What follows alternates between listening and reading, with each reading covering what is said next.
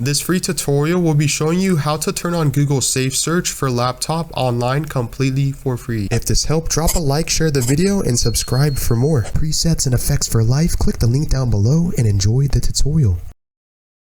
Alright, the first step, ladies and gentlemen, boys and girls, circles and squares, to turn on Google Safe Search and enable it on your laptop.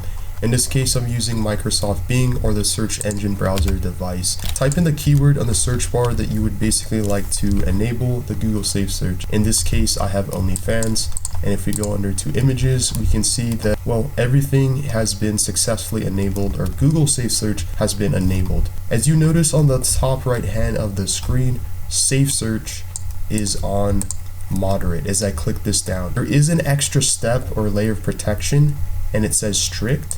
Now basically, once this is enabled, you notice, or you may not notice off of the bat, that things are more strict than it was last time.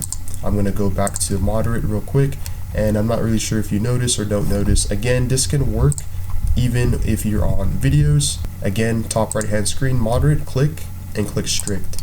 So now, as we can see, Google Safe Search, or you have successfully enabled Safe Search online for your Windows, laptop, Mac, and PC completely for free.